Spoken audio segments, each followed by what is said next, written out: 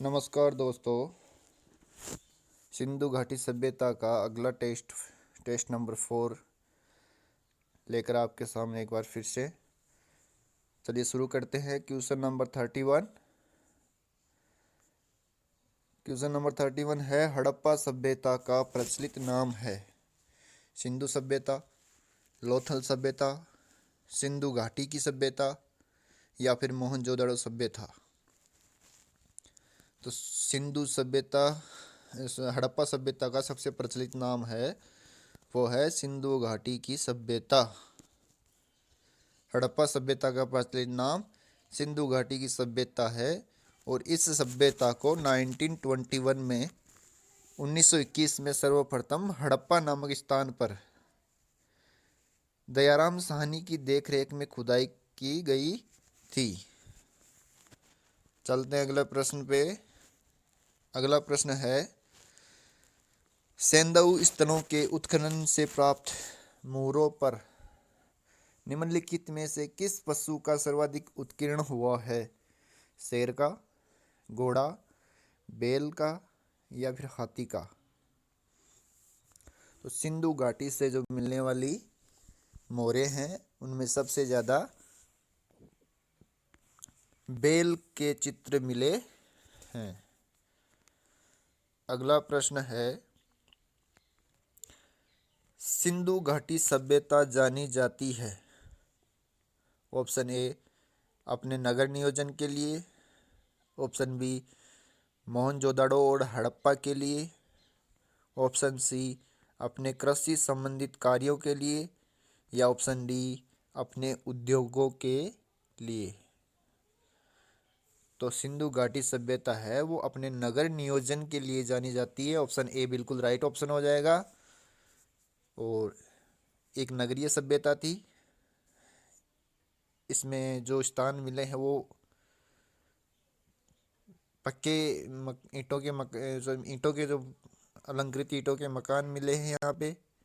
यहाँ पे 6 बड़े नगर मिले हैं जिनमें है मोहनजोदड़ो, हड़प्पा, गढ़वारीवाला, धोलावीरा, राखीगढ़ी और कालीबंगन। ये 6 प्रमुख शहर है, बड़े शहर है। अगला प्रश्न है, सिंधु सभ्यता का कौन सा स्थान भारत में स्थित है? हड़प्पा, मोहनजोदड़ो, लोथल या इनमें से कोई नहीं? तो सिंधु सभ्यता का जो स्थल भारत में है वो है लोथल दोस्तों। लोथल है वो गुजरात में है और 2400 ईसा पूर्व पुराना शहर है। अगला प्रश्न है, भारत में खोजा गया सबसे पुराना शहर था।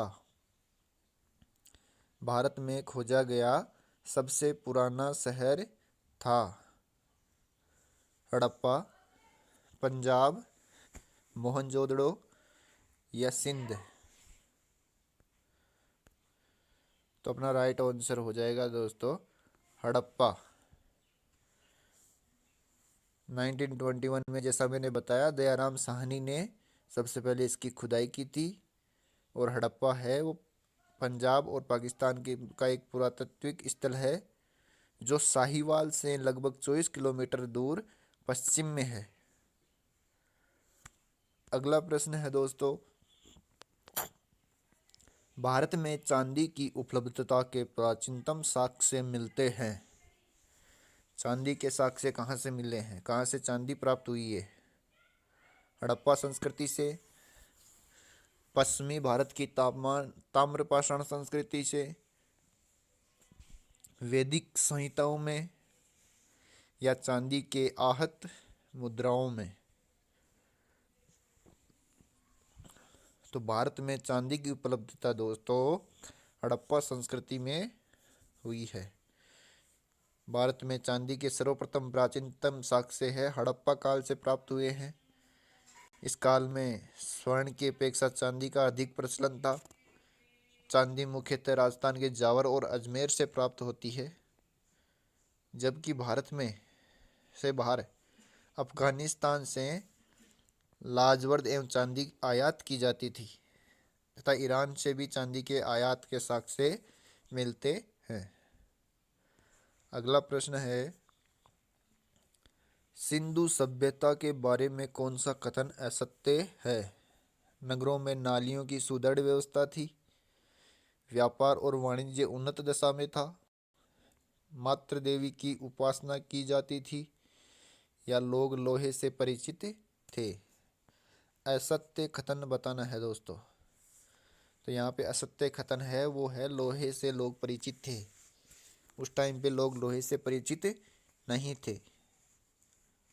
हड़प्पा सभ्यता है वो एक कांस्य युगीन सभ्यता थी। इस समय कांसा है वो सबसे ज़्यादा यूज में लिया जाता था। और यहाँ से दोस्तों तांबा, कांसा, स्वर्ण और चांदी आदि धातुएं मिली है, परंतु लोहे की अभी तक कोई प्राप्ति नहीं हुई है। तो इसका मतलब है कि हड़प्पा काल के जो लोग हैं वो लोहे से परिचित नहीं थे। भारत में लोह युग का प्रारंभ है वो उत्तर वैदिक काल में लगभग 1000 ईसा पूर्व से माना जाता है। चलिए चलते हैं अगले प्रश्न पे।